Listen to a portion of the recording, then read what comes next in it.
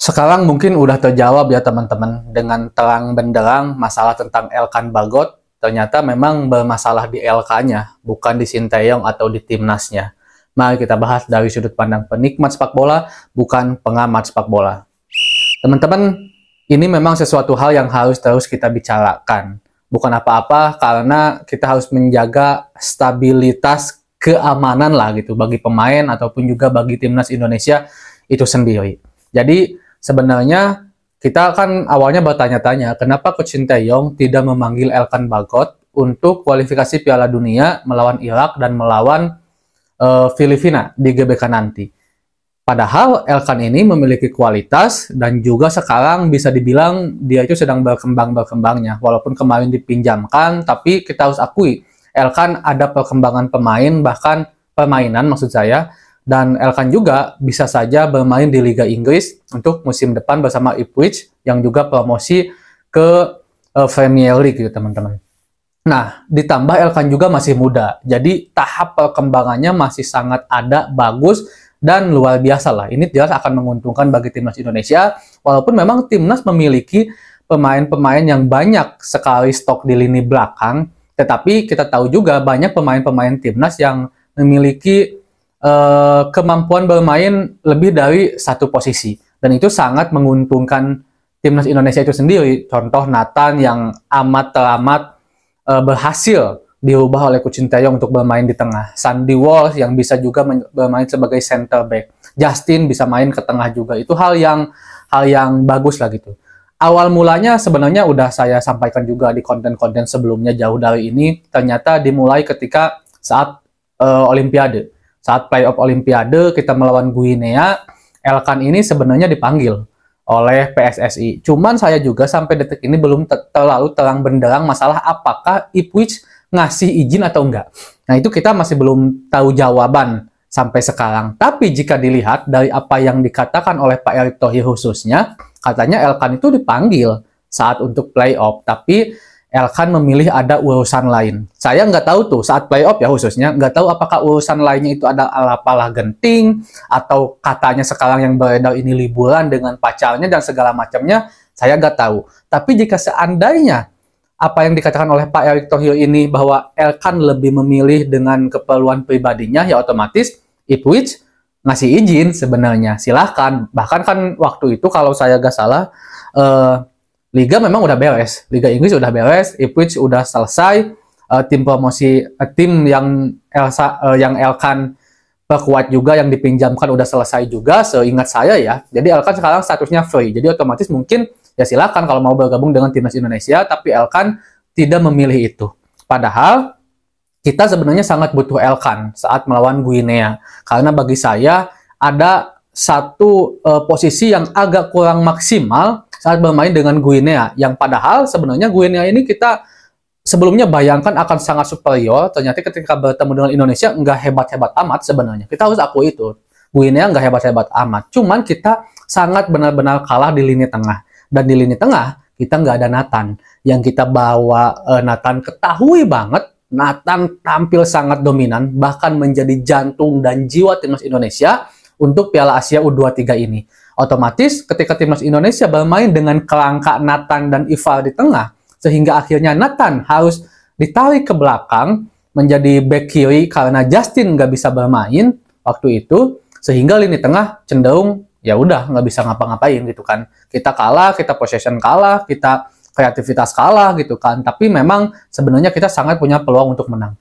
Nah, di situ, walaupun hanya Elkan satu orang, sebenarnya kalau Elkan bergabung di playoff itu, Elkan bisa mengisi posisi yang ditinggalkan oleh Justin Hubner, back kiri. Dan juga Nathan bisa benar-benar ada di lini tengah, dan kemungkinan besar kita untuk menang melawan Guinea itu jadi lebih besar, teman-teman. Walaupun kita belum tahu juga, yang pada akhirnya ya mungkin sekarang memang udah takdirnya. Tapi kalau waktu itu kan, kita tidak ada salahnya untuk mencoba memperlihatkan permainan dengan skuad terbaik. Nah, itu sebabnya kenapa Elkan menjadi sosok penting walaupun satu orang. Bukan berarti mendewakan Elkan ya, tapi secara komposisi tim akan lebih menguntungkan kalau Elkan ada, sehingga Nathan bisa benar-benar fokus di lini tengah yang kita tahu sosoknya sangat sentral. Waktu itu memang ada Dewangga, tapi Dewangga baru bergabung dan belum tune in kan, sehingga tidak dimainkan dari menit awal. Nah, itu ternyata berlanjut sampai sekarang. Ketika pengumuman Garuda Calling dari PSSI, tidak ada nama Elkan Bagot. Dan Sinteyong sebelumnya juga udah ditanya bahwa tentang ada apa dengan Elkan, kenapa tidak dipanggil. Dan Coach Sinteyong bilang bahwa masalah itu lebih baik tanyakan kepada Elkannya sendiri. Nah, di situ udah mulai tuh ada sedikit pencerahan buat kita bahwa ternyata ini memang ada sedikit masalahnya dari Elkan, bukan dari pihak Sinteyongnya gitu kan.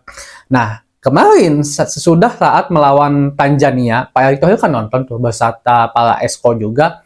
Pak Erick Thohir ditanya sama wartawan gitu kan, masalah Elkan Bagot. Kurang lebihnya ya, ini kurang lebihnya ya teman-teman. Mohon maaf kalau seandainya perkataan saya ada yang sedikit kurang atau ada sedikit lebih. Tapi kurang lebihnya, Pak Erick Thohir itu mengingatkan bahwa siapapun pemain yang main-main dengan timnas, kurang lebih saya pakai tanda kutip lah ya, main-main dengan timnas, tidak serius untuk membela timnas, ya kita akan gantikan. Ini bukan hanya berbicara tentang masalah Elkan Bagot katanya, ini berbicara untuk semua pemain, bahkan yang 11 tadi main pun katanya, kalau dia nggak benar-benar, dia nggak serius sama timnas, kita akan cari lagi, karena tanpa ada satu orang pun, timnas akan tetap jalan. Itu tegas banget loh teman-teman dari Pak Erick Thohir. Cuman saya mengajak, walaupun sekarang asumsi dari beberapa pernyataan yang bisa kita simpulkan tadi, dari masalah playoff, dari apa yang dikatakan Coach Sinteyong, dari apa yang dikatakan oleh Pak Erick Thohir, saya berharap tidak ada orang atau supporter dari kita yang akhirnya malah menyerang Elkan Bagot. Apalagi sekarang kita juga tahu Elkan udah menghilangkan nama PSSI di Instagramnya, tapi itu hak dan kewajibannya Elkan. Hak mungkin bukan kewajiban, hak dari Elkan itu nggak masalah. Dan nggak ada kewajiban juga untuk setiap pemain untuk menyimpan nama Indonesia, bendera Indonesia atau PSSI di bio Instagramnya. Itu hak-hak dia gitu kan. Tapi seolah-olah ini semakin membuat keruh keadaan itulah, seperti itu gitu. Nah, saya mengajak, tujuan saya dengan menyampaikan fakta-fakta yang tadi, dan saya mengajak kepada supporter timnas Indonesia untuk tidak melakukan hal-hal yang membuat ini semakin keruh. Dengan menyerang Instagram Elkan Bagot, walaupun Elkan udah menutup kolom Instagramnya kan, dengan tidak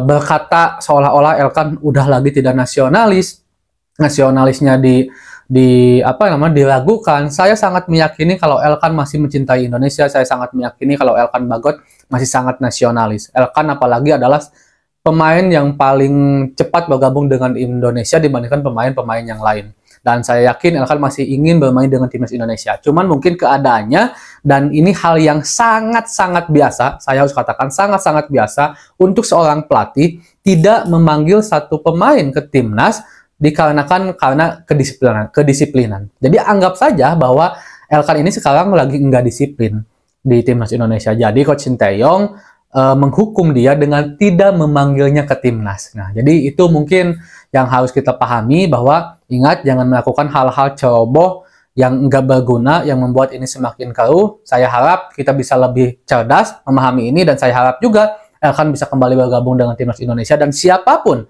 pemain yang dipanggil untuk timnas Indonesia selalu bisa bermain dengan hati, memakai lambang Garuda di dada. Assalamualaikum.